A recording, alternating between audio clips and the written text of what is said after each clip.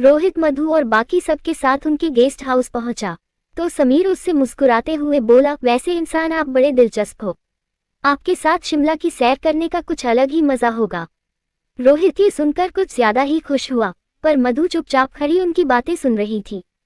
पास खड़ा विनय सोफे पर बैठते हुए बोला, समीर ने बिल्कुल सही कहा रोहित, कल हम कुफरी जा रहे हैं, तुम भी हमारे साथ आओ ना, बहुत मजा आएगा।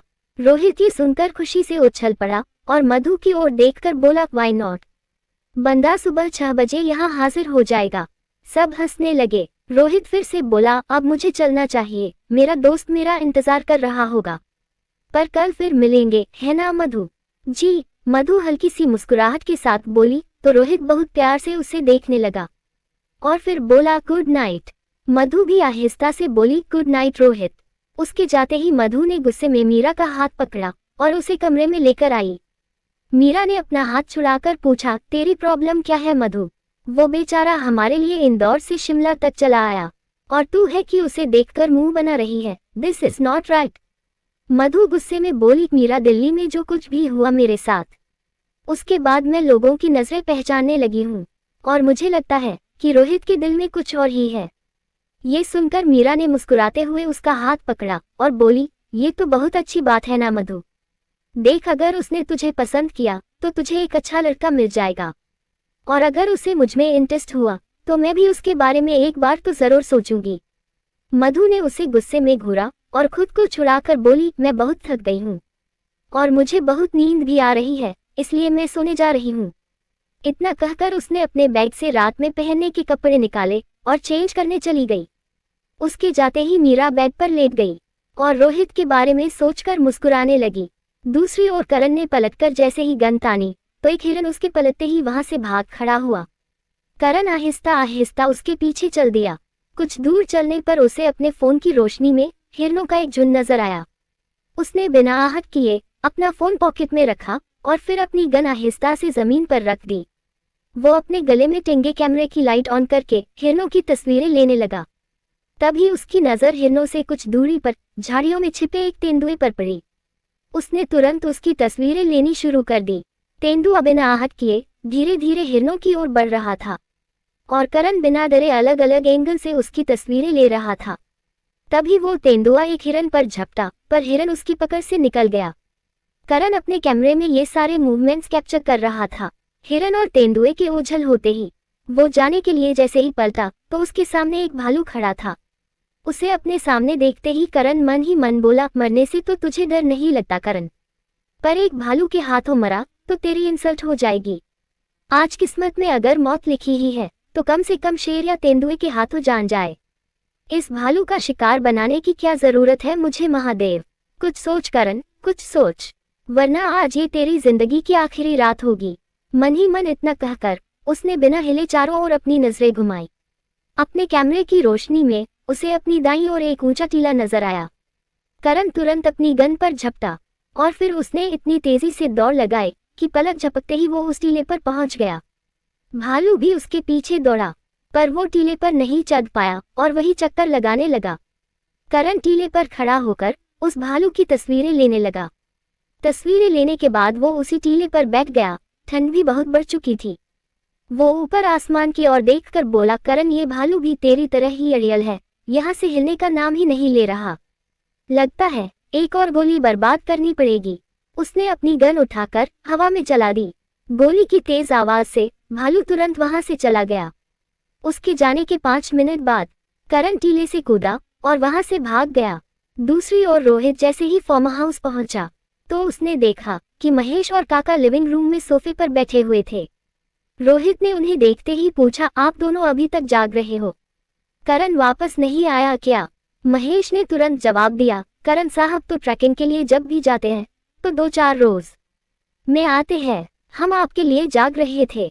रोहित आंखें फाड़े उन दोनों को घूरने लगा तो काका मुस्कुराते हुए बोले, बेटा मैं आपके लिए खाना गर्म कर देता हूँ। नहीं काका, रोहित तुरंत बोला। काका के कदम रुक गए। उन्होंने पलटकर रोहित की ओर देखा तो वो मुस्कुराते हुए बोला, काका मैं खाना खाकर आया हूँ, आप लोग जाकर आराम से सो जाइए। काका और महेश दोनों ने सिर हिलाया और अपने कमरे में चले गए, पर रोहित वही खड़ा करण के बारे में सोचने लगा। वो मन ही मन बोला, मौसम को देखकर तो लग रहा है कि यहाँ पर कभी भी बर्फबारी हो सकती है। करण ऐसे मौसम में अकेले जंगल में कैसे रुक सकता है?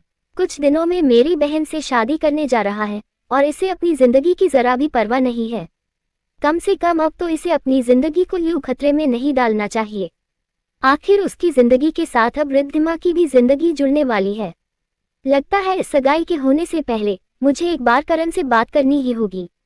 इधर मधु सोने की कोशिश कर रही थी, पर आंखें बंद करते ही उसे दिल्ली में बिताया एक एक पल याद आ रहा था। ऋषभ के बारे में सोच सोच कर वो बार बार करवटें बदल रही थी। बहुत कोशिश करने के बाद भी जब उसे नींद नहीं आई तो वो उठकर बैठ गई।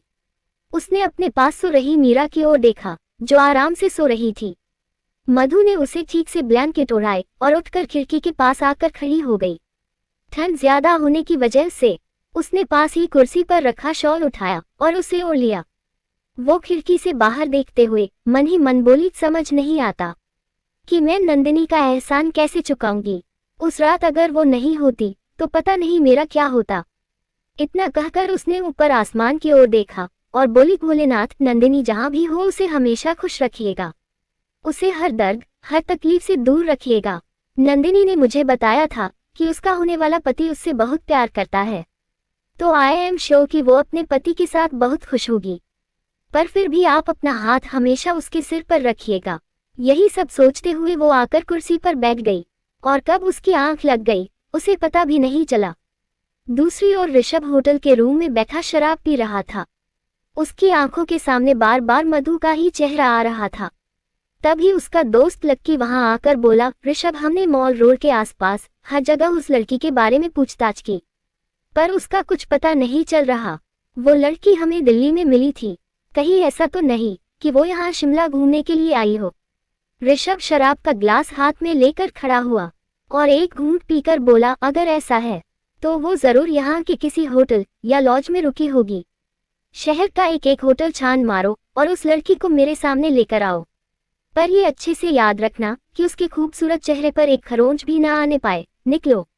ऋषभ के इतना कहते ही लक्की वहां से चला गया। ऋषभ ने शराब के ग्लास की ओर देखा और बोला, जो नशा तुम्हारी आंखों में है वो इस शराब के ग्लास में कहाँ, इसलिए तुम्हें तो मेरे सामने हर हाल में आना ही होगा। पिछले 3 साल से ढूंढ रहा हूं मैं तुम्हें। तुम्हारे लिए मैंने दिल्ली के साथ साथ आसपास के शहर तक छान मारे, पर तुम मुझे नहीं मिली। पर आज जिसे मैंने देखा था वो तुम ही थी, तुम ही थी। इतना कहकर उसने पूरा ग्लास एक सांस में ही खत्म कर दिया।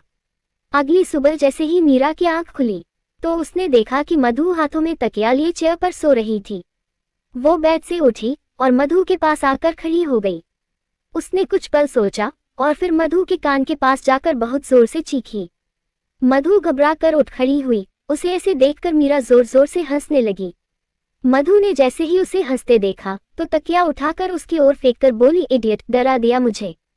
जल्दी से रेडी हो, हमें निकलना है। जैसी जगह तुझे देखनी है वहां पहुंचने में हमें कम से कम 2 घंटे लगेंगे। इतना कहकर मीरा ने मुस्कुराते हुए कबर्ड से अपने कपड़े निकाले और वॉशरूम में चली गई। उसके जाते ही मधु ने टेबल पर रखा अपना फोन उठाया और अपने पापा को फोन किया। दूसरी ओर बेल तो जा रही थी पर कोई फोन नहीं उठा रहा था। मधु ने 2-3 बार ट्राई किया पर किसी ने फोन नहीं उठाया। वो मन ही मन खुद से बोली, हो सकता है कि माँ और पापा मंदिर गए हो। इतना कहकर उसने अपना फोन टेबल पर रखा और फिर से खिड़की की ओर बढ़ी। उसने खिड़की खोली तो देखा कि रोहित बाहर गाड़ी से टिककर खड़ा था। रोहित, इतना कहकर मधु गेस्ट हाउस से बाहर आई। उसे देखते ही रोहित मुस्कुराते हुए बोला, गुड मॉर्निंग मधु। मधु इतनी सुबह सुबह उसे वहां देखकर थोड़ा हैरान थी, पर फिर वो हल्की सी मुस्कान के साथ बोली, गुड मॉर्निंग रोहित, आप इतनी जल्दी आ गए। रोहित उसके पास आया और बोला, मैंने सोचा कि कहीं तुम मुझे छोड़कर आगे ना बढ़ जाओ, बस इसलिए वक्त से पहले ही आ गया। जी? मधु ने हैरानी से पूछा। रोहित मुस्कुरा दिया और बोला, मधु मेरे ज्यादा दोस्त नहीं है, और सच कहूं तो मुझे दोस्तों का मिला पसंद भी नहीं है। मेरा एक ही फंडा है, दोस्त कम हो पर अच्छे हो। इसलिए आपसे मिलने से पहले तक मेरा सिर्फ एक ही दोस्त था, आई मीन है बचपन का, पर अब आप और मीरा भी मेरे बहुत अच्छे दोस्त बन गए हो। इसलिए मैं अपनी किसी गलती की वजह से अपने अच्छे दोस्तों को खोना नहीं चाहता, बस इसलिए टाइम से पहले ही आ गया। ये सुनकर मधु हंसने लगी और फिर बोली, अंदर आइए रोहित, हम लोगों को तैयार होने में थोड़ा वक्त लगेगा, तब तक मैं आपके लिए एक अच्छी सी कॉफी बनवाती हूँ, आइए। रोहित उसके साथ अंदर आया तो मधु वहां काम कर रहे एक सर्वेंट से बोली, प्लीज भैया इनके लिए एक कॉफी ले आइए। जी मैडम, इतना कहकर वो सर्वेंट चला गया। तभी समीर वहां आ गया। वो रोहित को देखते ही बोला, गुड मॉर्निंग रोहित, अच्छा हुआ तुम टाइम पर आ गए, हम सब बस आधे घंटे में निकलने ही वाले हैं, बस ये लड़कियां तैयार हो जाए। मधु ये सुनकर मुस्कुराते हुए बोली, मैं बस 10 मिनट में रेडी होकर आती हूँ। वो तुरंत अपने कमरे की ओर चली गई। वो रूम में आकर रोहित के बारे में सोचकर मुस्कुरा रही थी। मीरा ठीक ही कहती है, तू कुछ ज्यादा ही सोचती है। रोहित सिर्फ तुझे और मीरा को अपना अच्छा दोस्त समझता है और कुछ नहीं। इतना कहकर वो मुस्कुराते हुए अलमारी से अपने कपड़े निकालने लगी। इधर करण अभी भी अपने टेंट में आराम से सो रहा था। तभी उसके फोन की बेल बजने लगी। उसने बिना आंखें खोले फोन कट कर दिया और फिर से सो गया। कुछ देर बाद फिर से उसके फोन की बेल बजने लगी। उसने फोन स्विच ऑफ कर दिया और फिर से सो गया। पर कुछ देर बाद उसे अपने टेंट के आसपास कुछ आवाजें सुनाई दी तो उसने अपनी आंखें खोल ली। उसने आहिस्ता से अपने तकिए के नीचे से गन निकाली और फिर उठ बैठा। उसने अपने दूसरे हाथ से अपने टेंट की थोड़ी सी जिप खोली और बाहर देखने लगा। बाहर एक गिलहरी पत्तों में कुछ छिपाने की कोशिश कर रही थी। वो हाथ में गन लिए टेंट से बाहर आया और उसने अपना फोन फिर से ऑन किया। आदि के 12 मिस कॉल थे। ये देखकर वो बड़बड़ाया, पता नहीं कौन सी आफत आन पड़ी है जो ये फोन पर फोन किए जा रहा है। उसने आदि को कॉल किया तो आदि ने तुरंत कॉल रिसीव की और बोला, गुड मॉर्निंग सर। दोपहर के 12 बजे गुड मॉर्निंग नहीं होती आदि, करण आग में लकड़ी डालते हुए बोला। आदि फट से बोला, I am sorry sir, good afternoon. Karan उठकर खड़ा हुआ और टेंट के अंदर जाते हुए बोला, अब कोई जरूरत नहीं है, तुम मुझे सिर्फ इतना बताओ कि ऐसा कौन सा काम आन पड़ा है ऑफिस में जो मेरे बिना नहीं हो सकता था। आदि ने अपना चश्मा ठीक करते हुए जवाब दिया, सर वो लंदन वाले क्लाइंट का फोन आया था। अगले हफ्ते वो इंडिया आ रहे हैं और वो चाहते हैं कि हम ब्लूप्रिंट्स और प्रेजेंटेशन रेडी रखें। तो करण ने गुस्से में पूछा। आदि डरते हुए बोला, सर मैं बस आपको बता रहा था, मुझे लगा कि कहीं अगर आप ट्रैकिंग के लिए निकल गए तो फिर न ही आपका फोन लगेगा और न ही आप एक हफ्ते के पहले लौट कर आएंगे। और ये बहुत बड़ा प्रोजेक्ट है सर, इसलिए आपका यहाँ होना बहुत जरूरी है। करण ने अपना कैमरा उठाया और बाहर आकर बोला, सुन लिया मैंने, अब अगर तुम्हारी इजाजत हो तो मैं फोन रखूं। जी सर, आदि डरते हुए बोला। करण उसकी कॉल कट कर ही रहा था। तभी आदि ने डरते हुए पूछा, सर आप अपनी सगाई में तो आएंगे ना। करण के कदम रुक गए और उसने बिना कोई जवाब दिए गुस्से में कॉल कट कर दी और एक पत्थर पर बैठकर रात में खींची तस्वीरें देखने लगा। इधर ऋषभ अभी भी होटल के रूम में बैठा शराब पी रहा था। उसने ग्लास टेबल पर रखा और फिर लक्की को फोन किया।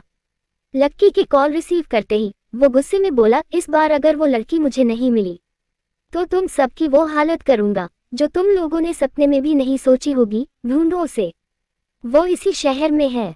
लक्की परेशान होकर बोला, ऋषभ हम सबने शिमला के सारे होटल्स छान मारे हैं, वो लड़की किसी होटल में नहीं रुकी है, यहाँ तक कि हमने सारे लॉज भी देख लिए, अब बस दिल्ली की तरह एक एक घर में उसे ढूंढना रह गया है। ऋषभ ने गुस्से में अपने हाथ की मुट्ठी बांध ली और बोला, शिमला में जितनी भी घूमने लायक जगह है वो सारी जगह छान मारो। वो लड़की मॉल रोड पर मिली थी मुझे, इसलिए मुझे लगता है कि वो टूरिस्ट ही है और ये भी हो सकता है कि वो यहाँ किसी की गेस्ट हो। दोनों ही कंडीशन में वो किसी टूरिस्ट स्पॉट पर ही मिलेगी, ढूंढो उसे, मैं भी थोड़ी देर में आ रहा हूँ। इतना कहकर उसने कॉल कट कर दी। इधर मधु अपने सारे फ्रेंड्स के साथ कुफरी जा रही थी। बस में से उसे जो नज़ारे दिखाई दे रहे थे वो उसने कभी नहीं देखे थे, इसलिए उसकी खुशी छिपाए नहीं छिप रही थी। वो खिड़की से चिपक कर बैठी थी। कुछ देर में बस कुफरी पहुंच गई तो सब एक एक करके बस से उतरने लगे। सबके उतरने के बाद मधु बस से उतरने लगी, पर बर्फ देखने की वजह से उसका ध्यान नहीं रहा और वो बस से उतरते वक्त गिरने लगी। पर तभी उसके पीछे आ रहे रोहित ने उसका हाथ पकड़ लिया। मधु ने तुरंत पलट कर देखा तो वो मुस्कुराते हुए बोला, संभाल कर मधु, अभी गिर जाती तुम। मधु झिप गई और बस से नीचे आकर बोली, थैंक यू रोहित। तुम्हें थैंक्स कहने की कोई जरूरत नहीं है मधु, रोहित बोला। मधु फिर से उसे देखने लगी तभी रोहित ने उससे पूछा, तुम यहाँ आने के लिए बहुत बेताब थी ना? कि तुम्हें इस तरह के व्यू देखना बहुत पसंद है ना? मधु ने मुस्कुराते हुए आहिस्ता से अपनी गर्दन हिला दी और मीरा के पास चली गई। रोहित भी उसके पीछे पीछे चल दिया। इतनी खूबसूरत जगह होने की वजह से वहां बहुत से टूरिस्ट नजर आ रहे थे। मधु सामने बर्फ की पहाड़ी को देखकर बहुत खुश हो रही थी। उसे बहुत ठंड भी लग रही थी। तभी समीर बोला, गाइस, यहाँ के लोगों से मुझे पता चला है कि यहाँ का मौसम खराब होने वाला है। कभी भी बर्फ का तूफान आ सकता है, इसलिए प्लीज तुम सब ज्यादा टाइम मत लगाना। ये सुनकर मधु मुंह बनाकर बोली, ये क्या बात हुई? आते ही जाने की बातें भी शुरू हो गई। आज तूफान आए या फिर आंधी, मैं तो यहाँ से कहीं नहीं जाने वाली, समझे तुम लोग? इतना कहकर वो भागती हुई पहाड़ी की ओर बढ़ने लगी। विनय भी उसके पीछे भागते हुए बोला, मैं भी यहाँ से कहीं नहीं जाने वाला। उनके पीछे ही एक एक करके सब भागने लगे। समीर भी उनके पीछे भागते हुए बोला, अरे मैं भी आ रहा हूँ, मेरे लिए तो रुको। सब एक एक करके पहाड़ पर चढ़ने लगे। मधु सबसे आगे थी। उसने अपने पीछे देखा और बर्फ का गोला बनाकर अपने फ्रेंड्स पर फेंक दिया। मीरा ने भी बर्फ का गोला बनाकर मधु पर फेंका। बाकी सब भी एक दूसरे पर बर्फ फेंकने लगे। मधु बहुत खुश थी। तभी ऋषभ ने वहां आकर अपनी गाड़ी रोकी और गाड़ी से उतरते हुए अपने दोस्तों से बोला, यहाँ का कोना कोना छान मारो। शिमला घूमने आने वाला हर इंसान यहाँ जरूर आता है। इतना कहकर वो वहां से चला गया और मधु को तलाशने लगा। इधर करण अभी भी जंगल में फोटो क्लिक कर रहा था। तभी उसकी नजर पेड़ पर बने एक घोंसले पर पड़ी, जिसमें से पक्षियों के चहचहाने की आवाजें आ रही थी। करण उस पेड़ की ओर बढ़ा, पर उस पेड़ पर चढ़ने के लिए एक भी टहनी नहीं थी जिसका सहारा लेकर वो ऊपर चढ़ पाता। उसने अपनी नजरें घुमाकर चारों ओर देखा, पर उसे ऊपर चढ़ने के लिए कुछ नहीं मिला। उसने कुछ देर सोचा और फिर अपने दोनों जूतों के बंध आपस में बांधे और अपने हाथों और पैरों के सहारे ऊपर चढ़ने लगा। कुछ देर में वो ऊपर चढ़ गया। उसने अपने जूते के बंध खोले और एक टहनी को पकड़कर घोंसले के नजदीक पहुंचा। उसने एक मोटी टहनी पर बैठकर घोंसले की तस्वीरें लेनी शुरू कर दी। घोंसले में पक्षी के 2 बच्चे थे जो शायद अभी अभी अंडों से बाहर आए थे। उन्हें देखकर करण के चेहरे पर मुस्कुराहट आ गई और वो उनकी फोटो क्लिक करने लगा। कुछ फोटो लेने के बाद वो पेड़ से नीचे आया और नीचे आकर अपने खींचे फोटो देखने लगा। तभी बर्फ गिरनी शुरू हो गई। बर्फ देखते ही वो खुद से बोला, बस कुछ फोटो और मिल जाए, उसके बाद मुझे इंदौर के लिए निकलना होगा, वरना डैड का गुस्सा और बढ़ जाएगा। इतना कहकर वो आगे बढ़ने लगा। इधर मधु और उसके सारे फ्रेंड्स पहाड़ पर पहुंचे। वहां पहुंचते ही मधु की खुशी का ठिकाना ही नहीं रहा। उसे अपने चारों ओर बर्फ की ऊंची ऊंची पहाड़ियां नजर आ रही थी। बर्फ गिरते देख मधु अपने दोनों हाथों को फैलाकर बर्फ को अपने हाथों में लेने लगी। बर्फ हाथों में आते ही वो खुशी से नाचने लगी। तभी उसे ढूंढ रहे ऋषभ की नजर उस पर पड़ गई। मधु को देखते ही ऋषभ जैसा खड़ा था वैसा ही खड़ा रह गया। वो अपनी पलकें तक झपकाना भूल गया और एकटक उसे देखने लगा। मधु को इतना खुश देखकर मीरा ने आकर उसे साइड से पकड़ा और पूछा, कैसी लगी ये जगह? मधु ने मुस्कुराते हुए जवाब दिया, मीरा, ये जगह तो सच में जन्नत है। इतनी खूबसूरत जगह मैंने कभी नहीं देखी थी। मुझे यहाँ सच में बहुत अच्छा लग रहा है। मीरा मुस्कुराने लगी और बोली, चल, सब लोग वहाँ सामने बने कॉटेज में जा रहे हैं। बर्फ तेज जो हो गई है। मुझे नहीं जाना, मुझे कुछ देर और यही रहना है, मधु मासूमियत से बोली। मीरा ने उसके गाल को चूमा और बोली, अच्छा ठीक है, हम सब कॉटेज में जा रहे हैं, प्लीज तू भी जल्दी आ जाना। ज्यादा देर बर्फ में रहेगी तो बीमार हो जाएगी। मधु फट से बोली, पक्का, मैं थोड़ी देर में आ जाऊंगी। मीरा मुस्कुराते हुए वहां से चली गई। मधु फिर से बर्फ में खेलने लगी। ऋषभ दूर खड़ा उसे देखकर मुस्कुरा रहा था। आज भी उतनी ही खूबसूरत लग रही हो जितनी उस दिन लगी थी जब मैंने तुम्हें दिल्ली में पहली बार देखा था। सीढ़ियों से नीचे आते हुए जब तुमने अपने चेहरे पर आ रहे बालों को हटाया था तो ऐसा लग रहा था जैसे काले घने बादलों के हटते ही चांद नजर आ गया हो। उस सफेद साड़ी में तुम बिल्कुल चांदनी लग रही थी। इतनी खूबसूरत लग रही थी कि सबकी नजरें दुल्हन पर से हटकर सिर्फ तुम पर थी। पहली ही नजर में तुमने मुझे पागल कर दिया था और मेरा ये पागलपन आज 3 साल बाद भी ज्यों का त्यों बना हुआ है, क्योंकि आज भी जब तुम ये बर्फ अपने चेहरे से हटा रही हो तो ऐसा लग रहा है मानो आसमान में ढेर सारे तारों के बीच चांद निकल आया हो। ऋषभ इतना कहकर आहिस्ता आहिस्ता मधु की ओर बढ़ने लगा। मधु बर्फ से खेलने में इतनी मग्न थी कि उसे इस बात का जरा भी एहसास नहीं हुआ कि ऋषभ उसकी ओर बढ़ रहा था। ऋषभ उसके बहुत करीब आ गया था। वो ठीक उसके पीछे आकर खड़ा हो गया। उसने मुस्कुराते हुए बहुत प्यार से मधु के बालों को छूना चाहा, पर तभी मधु को ऐसा लगा जैसे कोई उसके बहुत करीब खड़ा हो। उसने तुरंत पलट कर देखा, पर उसके पीछे कोई नहीं था। वो मुस्कुराते हुए फिर से बर्फ के साथ खेलने लगी। ऋषभ एक पेड़ के पीछे से उसे देखते हुए बोला, अभी तुम्हें मेरे पास आने के लिए थोड़ा इंतजार करना होगा, क्योंकि एक खूबसूरत परी को छूने से पहले मुझे खुद को भी तो संभालना होगा। कहीं तुम्हें छूने के बाद मैं खुशी से बेहोशी ना हो जाऊं, और फिर मुझे तुम्हें दुनिया की नजरों से भी तो बचाना है। ऋषभ वही खड़ा होकर उसे देखने लगा और फिर से बोला, कुछ ही देर में यहाँ अंधेरा हो जाएगा और कल सुबह जब तुम्हारी आंखें खुलेगी तो तुम मुझे अपने सामने मुस्कुराता हुआ देखोगी। बस कुछ घंटे और, तब तक मैं तुम्हें दूर से देखकर ही सांसें ले लेता हूँ। लेखिका कविता वर्मा। अगर आपको मेरी लिखी कहानियाँ पसंद आ रही है और आप इस कहानी को आगे भी पढ़ना और सुनना चाहते हैं तो मेरे चैनल को लाइक करें, शेयर करें और आज ही सब्सक्राइब भी करें। Thank you for watching this video.